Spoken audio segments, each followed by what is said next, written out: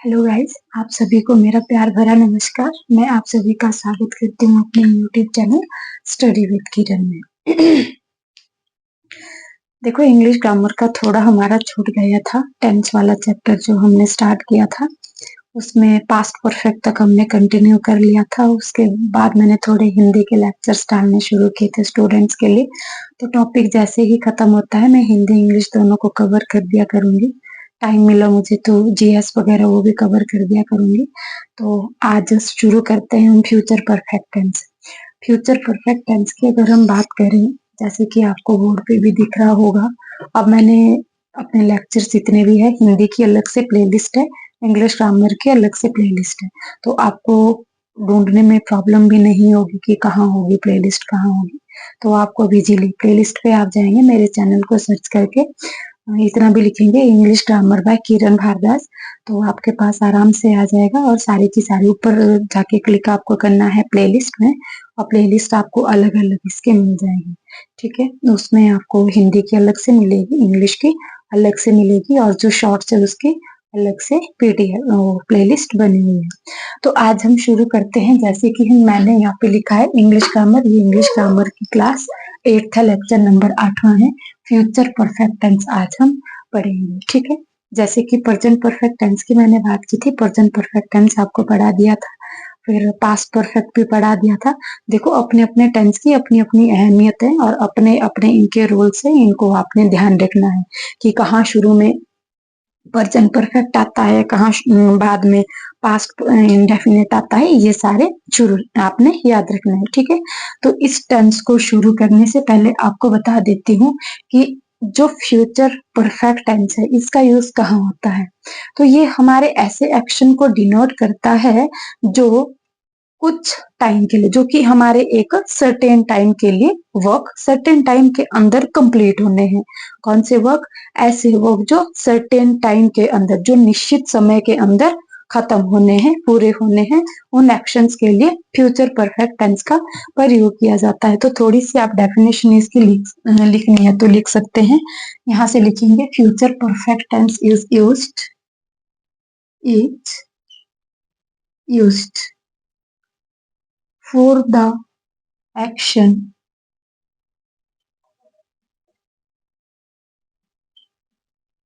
that will be that will be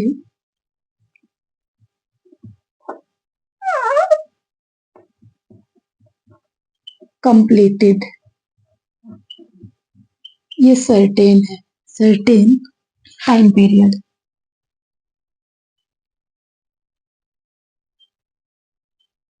अब perfect tense जितने भी आपके पास रहते हैं तो आपको पता है कि कंप्लीटेड एक्शन के लिए ही यूज होते हैं। ठीक है, और जैसे प्रेजेंट परफेक्ट की हमने बात की थी कि इसमें वो यूज होता है, जैसे कि जो एक्शन है आपका पास्ट में कंप्लीट हो चुका है और प्रेजेंट में वो चला हुआ है, कब तक चला रहता है नहीं पता है। ठीक है, ऐसे एक्शन के लिए वो यूज होता था। तो फ्यूचर का आपने याद रखना है कि फ्यूचर परफेक्ट टेंस ऐसे एक्शंस के लिए यूज होता है जहां पे आपके पास क्या रहेगा कि जो एक्शन है वो सर्टेन टाइम पीरियड दिया होगा, उसके अंदर वो खत्म हो जाएगा। ठीक है, और खत्म कब होगा? In the future. ठीक है, फ्यूचर पढ़ रहे हैं तो खत्म तो फ्यूचर में जाके ही होगा। ठीक है, ये आपको याद रखना है। इसके रूल की हम बात करते हैं कि इसको बनाने की जो फॉर्मेशन है, या आप रूल कहो या स्ट्रक्चर कहो, क्या रहता है? Subject plus will shell. Future है तो आपको पता है विल शैल तो रहना ही है, प्लस हैव। अब ये मैं आपको बहुत बार बता चुकी हूँ, जो विल शैल है ये मॉडल्स में काउंट होते हैं। अपने बाद third form, second form, I N G वाली फॉर्म कुछ भी नहीं ले सकते, ये अपने बाद सिर्फ वर्ब की फर्स्ट फॉर्म लेते हैं। तो यहाँ पे परफेक्ट टेंस की बात कर रहे हैं, आपको कंप्लीटेड एक्शन भी दिख रहा है। कंप्लीटेड एक्शन जो होगा वहां पे वर्ब की थर्ड फॉर्म आती है। तो यहाँ पे आपको याद रखना है कि यहाँ पे भी वर्ब की थर्ड फॉर्म आती है। यही रीजन है कि विल और शैल के बाद हमें हैव का यूज करना पड़ेगा। और हैव आपको पता है कि हैव के बाद वर्ब की थर्ड फॉर्म आती है ऑलवेज। ठीक है, प्लस इसके बाद तो आपको ऑब्जेक्ट का यूज करना है। ऑब्जेक्ट या अदर वर्ड्स हम जिनको बोलते हैं, ये ऑब्जेक्ट का यूज करना है। जैसे फॉर एग्जाम्पल हम बात करते हैं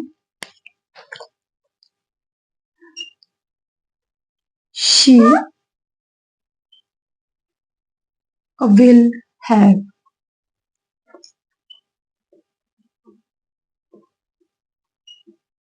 finished her work. The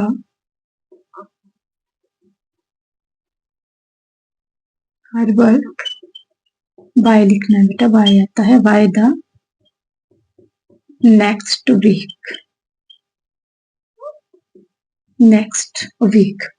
अब यहाँ पे देखना है आपका जो एक्शन है वो कंप्लीटेड दिखाया जाएगा, और कंप्लीट कब होना है, फ्यूचर में होना है। तो नेक्स्ट वीक कौन सा होता है, जो आने वाला होगा। जब आपके पास ये फ्यूचर वाला ये दिखे तो याद रखना है कि वहां पे फ्यूचर परफेक्ट टेंस का यूज होना है। एक आधा एग्जाम्पल और लेते हैं। हर graduation will have completed in the by the next है ना, ये by लिखता है, by the next month। ठीक है, इस टाइप के जो एग्जाम्पल्स रहते हैं वो किसके होते हैं, फ्यूचर परफेक्ट टेंस के होते हैं। जैसे हम लिखेंगे यहाँ पे Rahul will have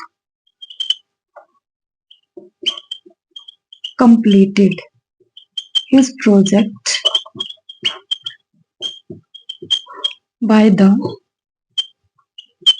next years।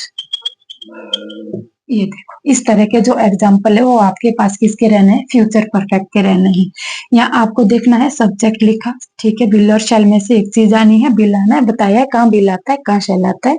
जिन्होंने नहीं देखा है वो पहले प्रीवियस क्लासेस देख ले, सारा समझ आ जाएगा। उसके बाद हैव है, और हैव के बाद आपको पता है कि वर्ब की थर्ड फॉर्म आती है, तो वर्ब की थर्ड फॉर्म आ चुकी है, her work by the next week.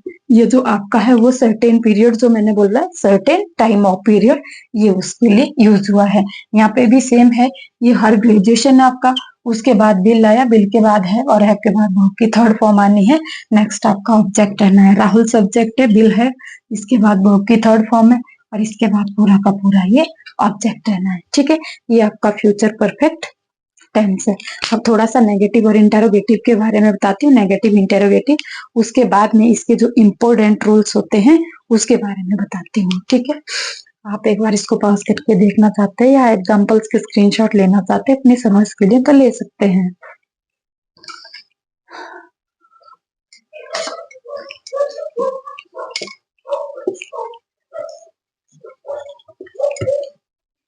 अब नेगेटिव का तो आपको पता है कि नेगेटिव हम पीछे से लेकर पढ़ते आ रहे हैं कि सेंटेंस को नेगेटिव कैसे बनाया जाता है, और दो हेल्पिंग वर्ब है उनको किस तरह बनाया जाता है बताया है मैंने। सब्जेक्ट है, विल शैल है, प्लस इसके बाद आपका नॉट आएगा, और उसके बाद हैव को देखना है आपने कि जब दो हेल्पिंग वर्ब होगी तो जो दूसरी हेल्पिंग वर्ब होती है वो अपने प्लेस में बनी रहेगी। ठीक है, जितनी भी चेंजिंग होगी वो उस हेल्पिंग वर्ब से पहले आप कर सकते हैं, बाकी जो हेल्पिंग वर्ब है वो अपने प्लेस पे बनी रहेगी। ठीक है, not plus have plus verb की थर्ड फॉर्म, और आपका ऑब्जेक्ट या अदर वर्ड आएगा। नेक्स्ट आपके पास इंटेरोगेटिव की हम बात करें तो सबसे पहले आपके बिल और शेल, इंटेरोगेटिव के लिए भी बिल और शेल पहले आ जाते हैं। उसके बाद प्लस आपका सब्जेक्ट आएगा, उसके बाद हैव आएगा, और हैव के बाद आपको पता है कि वर्ब की कौन सी फॉर्म आती है, थर्ड फॉर्म आती है। लास्ट में आप साइन ऑफ इंटेरोगेशन लगाना जरा भी ना भूले। और फोर्थ हमारा नेगेटिव इंटेरोगेटिव रहता है, नेगेटिव इंटेरोगेटिव। इसमें भी आपको पता है कि जब नेगेटिव इंटेरोगेटिव होता है तो हेल्पिंग वर्ब सबसे पहले आती है, विल शैल आएगा, उसके बाद सब्जेक्ट, और सब्जेक्ट के बाद नॉट आता है, नॉट के बाद हैव, और हैव के बाद आपके पास वर्ब की थर्ड फॉर्म रहती है। इसके बाद प्लस आपका प्लस ऑब्जेक्ट और ऑब्जेक्ट के बाद लास्ट में साइन ऑफ इंटरोगेशन रहता है। जैसे मान लीजिए कोई हम एक एग्जांपल ले लेते हैं और उसी के आगे नेगेटिव और नेगेटिव इंटरोगेटिव करते जाएंगे। जैसे मैं लिखती हूँ यहाँ पे कि she has, she will have.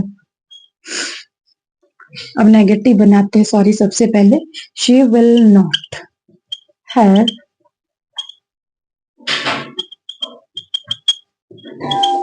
passed her exam by the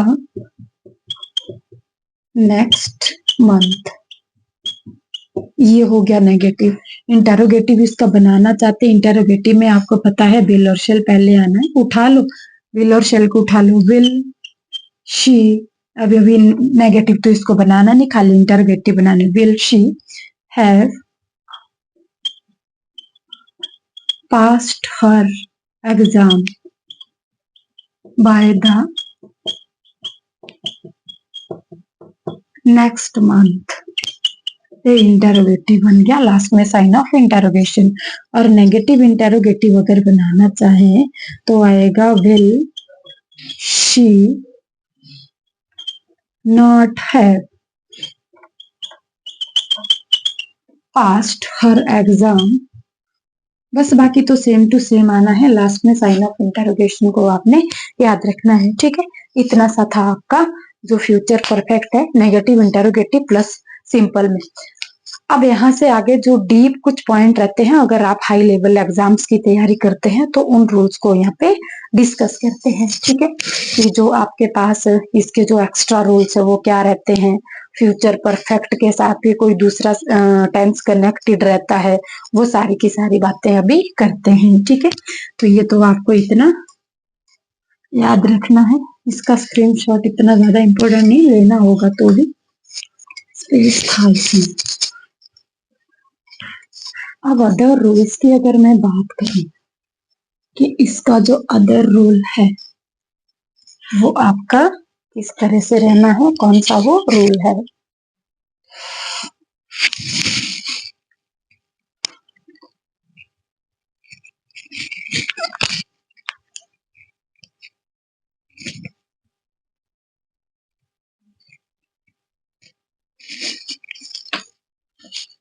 लिखेंगे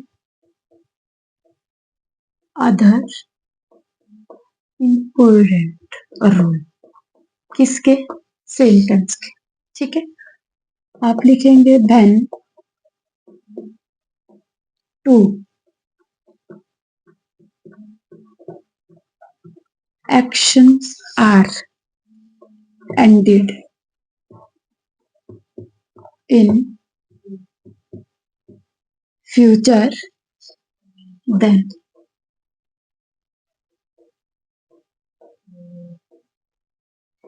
the first action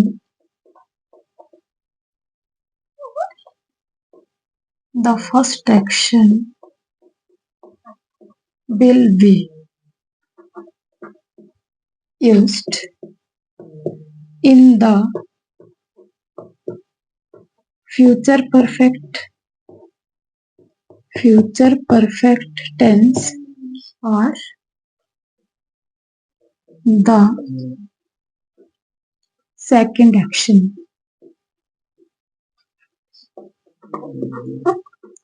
will be used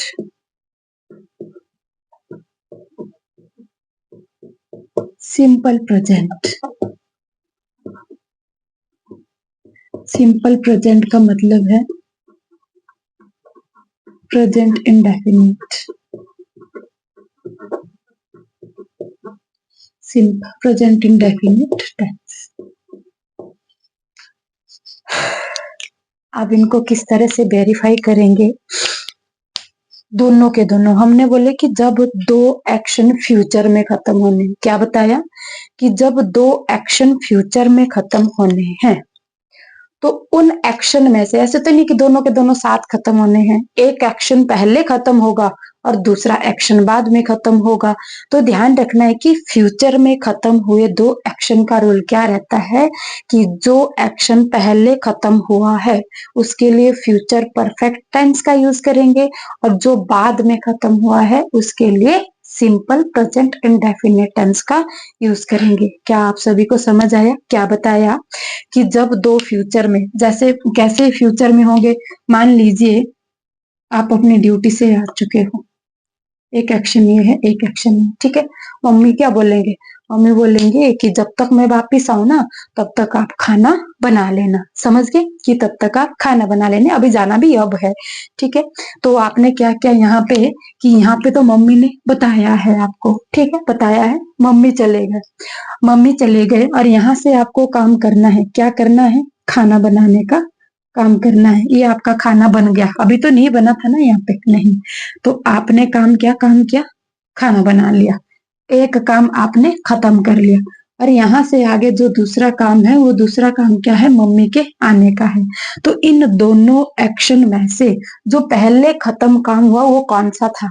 क्या आपके खाने बनाने का काम पहले खत्म हुआ या मम्मी के आने का काम पहले खत्म हुआ? तो आपको ध्यान रखना है कि इसमें जो आपने पहला काम किया था वो यहाँ पे आपने क्या किया था? फूड का, आपने मेक फूड बनाया था, और यहाँ पे मम्मी के रीच का टाइम हुआ। क्लियर है? दोनों के दोनों एक्शन फ्यूचर में खत्म होने हैं, क्योंकि बात यहाँ से, जो आपकी टॉक है वो यहाँ से शुरू हो रही है। अभी आप दोनों ने कुछ भी काम नहीं किया है, ना तो आपने खाने बनाने की तैयारी की है और ना ही मम्मी ने जाने की तैयारी की है। इसके बाद दोनों के दोनों एक्शन शुरू होने हैं, और होने हैं तो वो फ्यूचर में होने हैं, ठीक है। तो यहाँ से मम्मी चले गए और यहाँ से आपने शुरू किया खाना बनाना, ठीक है। तो यहाँ की अपेक्षा ये एक्शन भी फ्यूचर का है, ये एक्शन भी फ्यूचर का है। तो पहला एक्शन ये हुआ जब आपने खाना बनाया, दूसरा एक्शन हुआ मम्मी के रीच होने का। समझ में आए? ठीक है। चलो इसी के रिगार्डिंग एक एग्जाम्पल ले लेते हैं, बिल्कुल इजी मैनर पे। जैसे हम बोलेंगे, मान लीजिए आपका नाम राधा है, ठीक है। तो लिखेंगे Radha will have made food before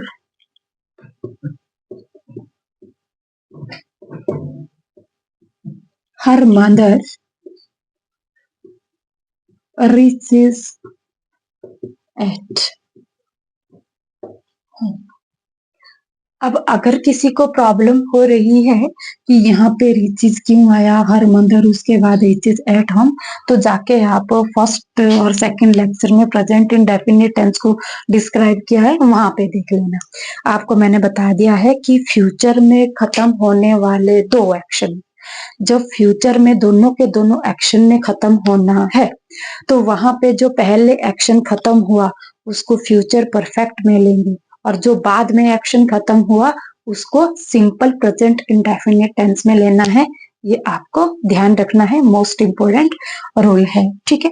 अब यहाँ पे दूसरा एग्जांपल लेते हैं।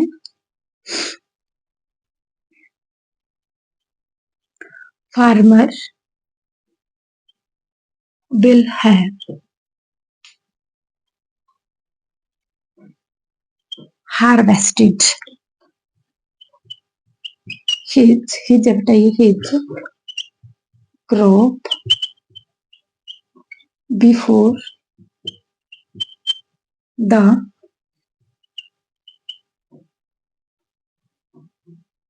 रेन्स। रेन जो आपका है नाउन भी है, वर्ब भी है, ये आपको ध्यान रखना, ठीक है। बिफोर द रेन्स, अब यहाँ पे क्या है, किसान अपनी फसल काट चुका होगा, कब? बिफोर द रेन्स, रेन के आने से पहले। तो रेन के आने से पहले वाला किस में आएगा? ये तो बाद में होना है। पहले कौन सा काम है? पहले तो किसान फसल काट लेगा और बाद में बारिश होगी, बाद में बारिश होगी तो बारिश होने का टेंस किस में आएगा? सिंपल प्रेजेंट इंडेफिनिट टेंस में आएगा, ठीक है। ये दो एग्जांपल आप लिखना चाहते तो लिख सकते हैं, मैंने और भी आगे थोड़े एग्जांपल्स देने हैं, ध्यान रखें इन चीजों का। आप अपनी नोटबुक में इन चीजों को नोट डाउन कर ले।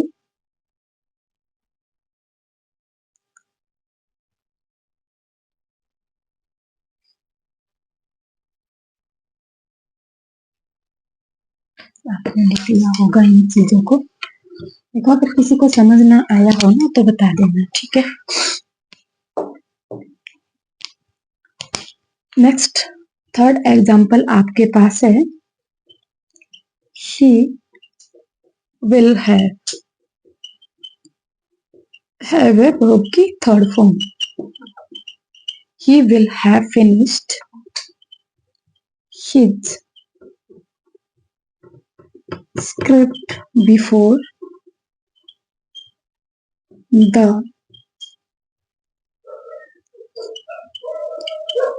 new movie releases. Sorry. He will have finished his script before the new movie releases. देख लिया ना आपने, ये सिंपल प्रेजेंट में यहाँ के बाद वाला जो एक्शन है ये मतलब बाद में खत्म हुआ है, और यहाँ से पहले वाला ये जो एक्शन है ये पहले खत्म हुआ है। पहले खत्म हुआ है तो आपको पता है कि फ्यूचर परफेक्ट में आएगा, और जो बाद में हुआ है वो सिंपल प्रेजेंट इंडेफिनिट टेंस में आएगा। ये आपको ध्यान रखना है, ठीक है। अब देखिए मैं आपको एक दो एग्जांपल देती हूँ, आपको इनमें कमेंट बॉक्स में मुझे एरर बतानी है कि इनमें अगर एरर हुई है कहीं पे तो कहाँ हुई है, अगर नहीं एरर है तो नो एरर होगा आंसर, ठीक है। ये मैं यहाँ से इसको भी रिमूव कर देती हूँ।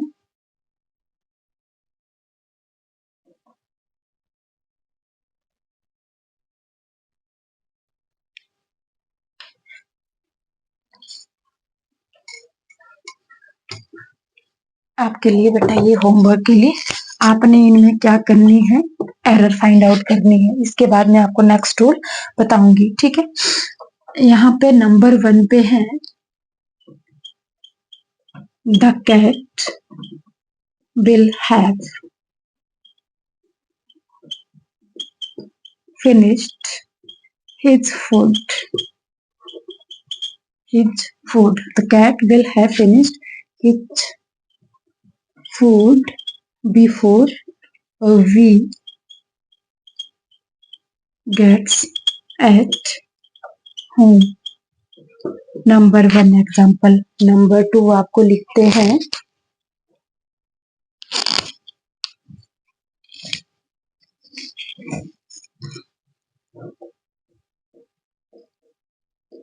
he will have arrived.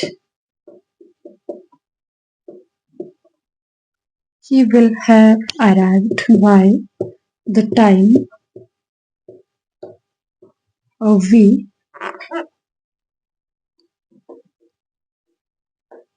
started dinner. और थर्ड एग्जाम्पल आपके लिए है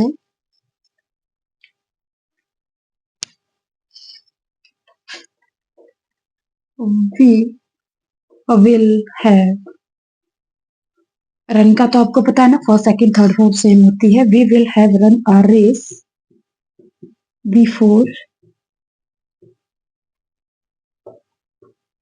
sun rise। ये 3 एग्जाम्पल है, इसमें अगर एरर होगी तो आपने सिर्फ इतना बताना है, ऐसे लिखना है एक। अगर एक के मान लीजिए कैट में एरर है तो लिखना कि एरर पार्ट कैट, और सेकंड में भी वैसे ही लिखना, जहां पे भी एरर होगी वो लिखना है। ज्यादा बड़े बड़े कमेंट आपके लिए लिखने कंफर्टेबल ना हो बेटा तो शॉर्ट में आंसर कर देना है। मैं समझ जाऊंगी कि बच्चे पढ़ रहे हैं, लिख रहे हैं, अपनी स्टडी को कंटिन्यू कर रहे हैं। वैसे तो मुझे एक आधे के कमेंट ही मिलते हैं, बाद में बेटा पता चलेगा जब आपको लगेगा कि नहीं कितना कुछ आपका छूट गया है। और जो मैंने आपको बताया जो मेरिट है ना वो एक एक नंबर पे ऊपर नीचे रहती है, एक एक नंबर पे। अभी अगर हम बात करेंगे जो हमारा रिजल्ट आया था तो एक नंबर एक, जैसे मान लीजिए आपका 50.1, 50.2, 50.3, तो पॉइंट वाले पे कम से कम 50 स्टूडेंट थे। तो आप खुद देख सकते हैं कि कंपटीशन कहाँ तक है। तो मैं सोचती हूँ कि आप अपने स्टडी को कंटिन्यू रखिए, ठीक है। और कंटिन्यू रखने के लिए मैं क्लासेस आपको प्रोवाइड करवा रही हूँ, इसीलिए कि कोई बच्चा अगर मेरी तरह ऐसा हो जो कोचिंग ना ले पाता हो ड्यू टू फाइनेंशियल कंडीशंस। तो मैं आपको बिल्कुल डीप मटेरियल दे रही हूँ। मुझे लगता है कि इंग्लिश लैंग्वेज में वो तो चलो अपनी अपनी थिंक होती है, पर इतना मुझे लगता है कि जितना डीप हो सकता है उतना मैं आपको मटेरियल दे रही हूँ। तो आप अपनी स्टडी को कंटिन्यू रखें। आप इतना कंटिन्यू कर सकते हैं। मैं पर डे एक ही क्लास अपलोड करती हूँ बस, ठीक है। कभी कभार वो भी नहीं कर पाती अगर कभी बिजी होती हूँ। इसका एक स्क्रीनशॉट ले लीजिए आप। आगे हमें नेक्स्ट रूल के बारे में करना है।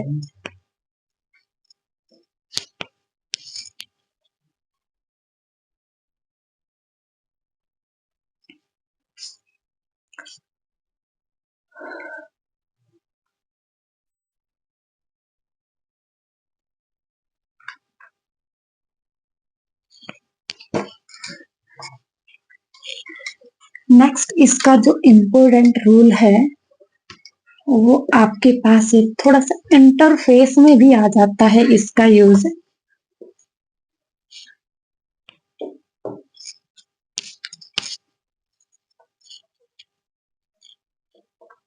In the use of interface, या आप आइडिया भी कह सकते हैं इसको, लाइवलीहुड भी कह सकते हैं, आइडिया भी कह सकते हैं, इंटरफेस भी कह सकते हैं, जो भी आप कहा।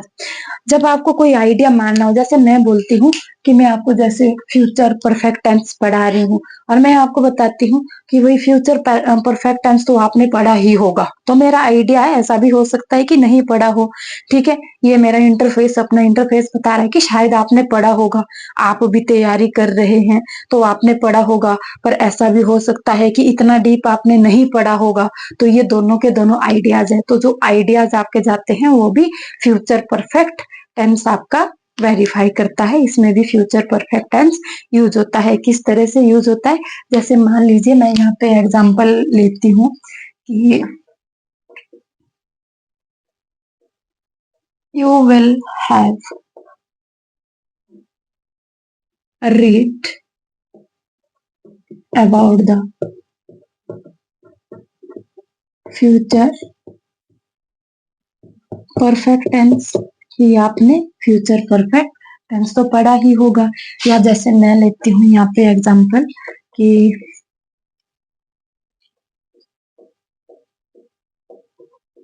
She will have scene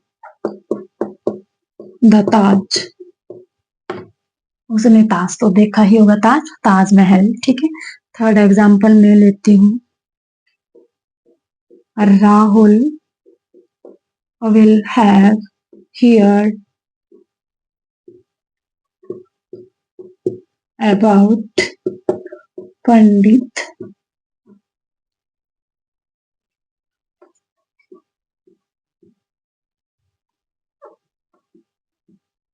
Jawaharlal Nehru, कि राहुल ने पंडित जवाहरलाल नेहरू के बारे में तो सुना ही होगा, ठीक है। ये मुझे भी नहीं पता कि सुना है कि नहीं सुना है, समझ में आया। तो जहां पे आप आइडिया लगाते हैं वहां पे कौन से वाले टेंस आएगा, यहाँ पे आपका फ्यूचर परफेक्ट टेंस आता है, आपको याद रखना है, ठीक है। अब मैं आपको बताती हूँ कि अगर तो ये आइडिया वाली बात आ जाती है तो ये फ्यूचर परफेक्ट टेंस में आएगा। अगर यही वाला टेंस आप इसी को एम्फेसाइज करते हैं, एम्फेसाइज का मतलब क्या होता है, जोर देना। जोर देने का मतलब से फिर चाहिए से हो जाता है, ठीक है। जैसे अभी तो मैंने आपको बोला कि आपने ताजमहल तो देखा ही होगा, और उसमें आ जाता है कि आपको ताजमहल देखना ही चाहिए, ठीक है। एम्फेसाइज किया जाता है। तो ये आपको याद रखना है कि जब ऐसे वाले सेंटेंस को, फ्यूचर परफेक्ट वाले सेंटेंस को एम्फेसाइज किया जाता है, तो याद रखना कि यहाँ पे शेल और विल की जगह मस्ट आ जाता है, बाकी एज इट इज रहता है, ठीक है। आप लिखेंगे, मैं इसको रफ कर लेती हूँ, आपको समझ आया होगा। अगर आपको लेना है स्क्रीनशॉट तो ले लीजिए। In the case of emphasise,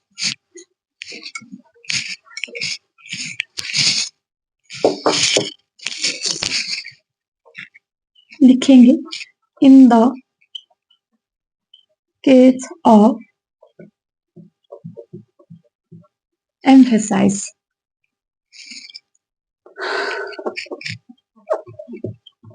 must will be used. अब बोलेंगे मस्ट का यूज करना ही है, हमें क्या पता, तो मैं यहाँ लिखती हूँ subject plus must plus have plus verb की थर्ड फॉर्म, और उसके बाद आपको अदर वर्ड्स लिखने हैं वो आप लिख सकते हैं। किस तरह से, जैसे मैं एग्जांपल लिखती हूँ कि यू मस्ट, बताइए, you must have here about the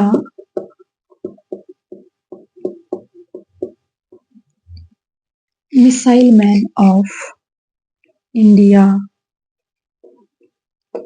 कि आपको मिसाइल मैन ऑफ इंडिया के बारे में तो सुनना ही चाहिए, जानना ही चाहिए। और आप सभी मुझे ये कमेंट बॉक्स में लिख के देंगे कि मिसाइल मैन ऑफ इंडिया किसे कहा जाता है। ठीक है, बिल्कुल इजी सा क्वेश्चन है, देखते हैं कितने स्टूडेंट रिप्लाई कर पाते हैं। ठीक है, नेक्स्ट हम लिखेंगे you must have, you must have seen the new movie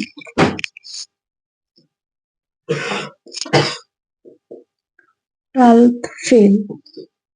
कितनी इंस्पिरेशनल मूवी है, ये तो आपको देखनी ही चाहिए। तो आपको याद रखना है कि जब भी आपके इंटरफेस या आइडियाज को एम्फेसाइज किया जाता है, तो एम्फेसाइज वाले जो सेंटेंस है वो आपके बिल को छोड़कर, बिल और शेल को छोड़कर किस में आ जाएंगे, मस्ट में आ जाते हैं। इतना तो आपको समझ आ ही गया होगा। ठीक है, ये आपके पास था फ्यूचर परफेक्ट टेंस। यहीं पे फ्यूचर परफेक्ट टेंस खत्म होता है।